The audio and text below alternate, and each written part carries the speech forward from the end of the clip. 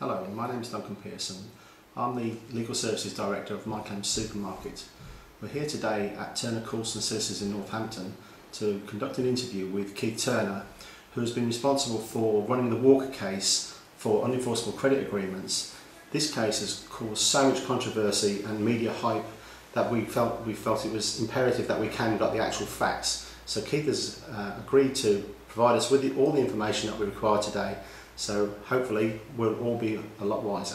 Keith, there's been a lot of controversy and media hype surrounding the Walker case that you've just recently been running at the Chester County Court.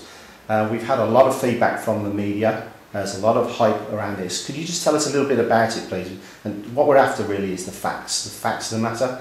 We're not interested in the hype. We want to know what the reality of this is. Okay, Mr. Walker got himself into financial trouble.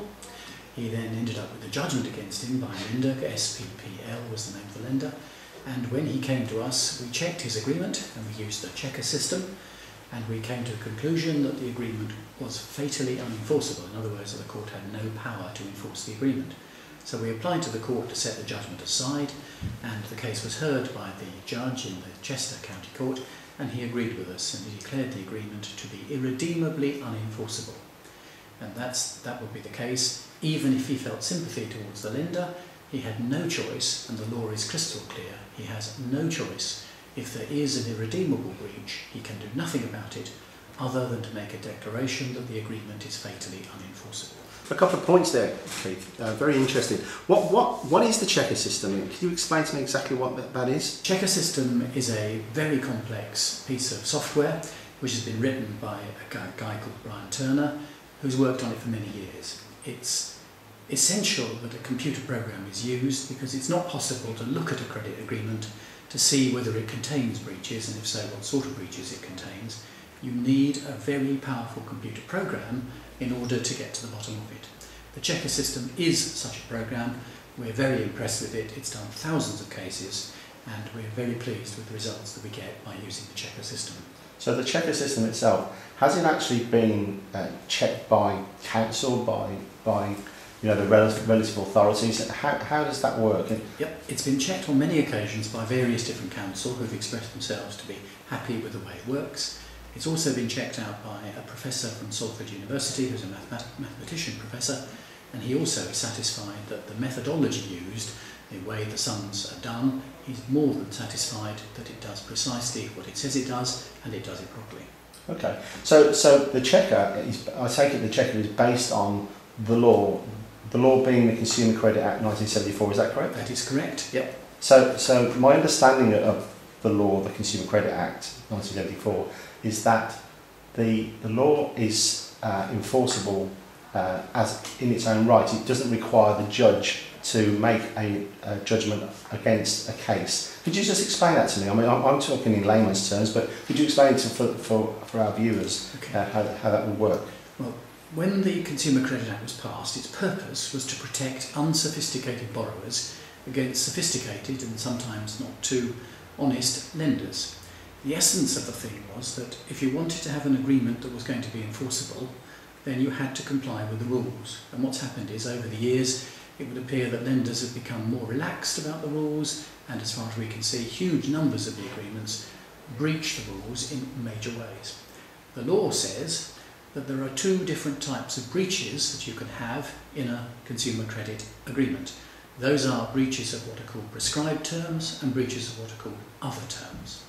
If you have a breach of a prescribed term, then the agreement is unenforceable and the court can do nothing about it. If you have a breach of an other term, then the court has a discretion, and the discretion is that, having heard the prejudice to the borrower, it can either enforce it or not enforce it, or it can enforce it on terms. From our experience, the vast majority of the loan agreements that we've looked at contain breaches of prescribed terms, which means that the vast majority of those are unenforceable by the court on any view. They simply have no choice but to make a declaration of unenforceability, and that's what we received when we got the judgment on Mr. Walker's case. Okay, so you mentioned a number of times about a large number of claims. How many claims have been put through the checker system, and what are the statistics that you've found? Okay, I understand that Chequer has gone through 7,500 claims, and I have to declare that my firm has an interest in the Chequer company in that we own 20% of the intellectual property rights effectively in that company, so we would be pleased with it, wouldn't we? However, the reason we've got involved with Chequer is because we believe it to be the best. We didn't get involved with it and developed it. It was developed before we saw it.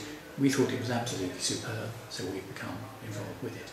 But the figures that we've been given by the Chequer people are that they have looked at 7,500 plus cases, and of those cases, over 78% of them contain breaches of prescribed terms, which means that 78% of all the agreements we've looked at are unenforceable by the court on any basis whatsoever. The other few percent, some of them were valid, about 10% actually were perfectly okay. And then there was another section of breaches which were breaches of other terms, which means that those agreements were also unenforceable, but on the discretion of the court. And that means that the agreement is unenforceable unless and until the court chooses to enforce it, and it can only do so having heard what the borrower has to say as his prejudice, and the court then comes to a conclusion on whether to enforce or not. Now this means that in total approximately 83% of the 7,500 cases that Chequer has checked contain breaches which make the agreement legally unenforceable, most of them irredeemably unenforceable, and just a small percentage of them enforceable only if the court chooses to exercise its discretion in favour of the lender. Okay, so thank you very much for that. That brings a lot more clarity to the situation. So in fact, the Walker case was the Chequer system was used in the Walker case and was used as part of the evidence in that case, is that correct? And the judge examined it very carefully. The particular judge in question is a renowned mathematician, and he checked a number of the figures that were even used in the Chequer report and confirmed that he was perfectly satisfied that the figures were correct. He looked at them and came to the same conclusions that Chequer did. Okay, thank you very much for that. The actual outcome of the Walker case, what did it mean for Mr. Walker? You know, how did it affect his situation with the actual loan that he had, and also his credit file? Because obviously people are really worried about the credit files. When they look at unenforceable credit agreements, one of the first questions that get asked all the time is, how will this affect my credit file? Could you just answer that question for us? The effect of the judgment is that Mr. Walker doesn't have to make any further payments under his agreement, which means that he's relieved from liability of many thousands of pounds. There is something of a grey area in relation to what the banks can and cannot do in relation to reporting to credit agencies.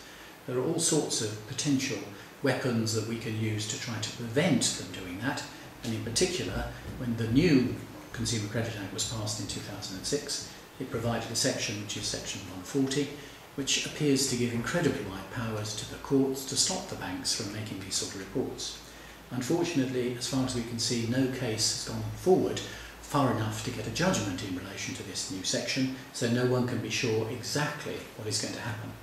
But there are a number of things which can be used to try to stop the banks from making adverse credit reports, including, if necessary, making an application for an injunction to the court, so that the court says to the lender, it must not do this. Okay, thank you for that. The reality of this situation is that if somebody challenges their credit agreements along the way, because this takes a considerable amount of time, up into 12 months, I believe. Yes. Along the way, there is opportunity for the lender to lodge adverse credit history against the client for that account. What if that actually happens? What can the client do in order to get that removed? How does that work? Well, we would be writing to the lenders asking them to confirm that they wouldn't make applications to the credit reference agencies until the thing had been finished, and if they refused to give that agreement that they wouldn't do it, either we would contact the credit reference agencies ourselves, or we would write to the various bodies who govern these things, asking them to ensure that it isn't made, and as a final resort we'd have to go to court to get an injunction to stop them from doing it.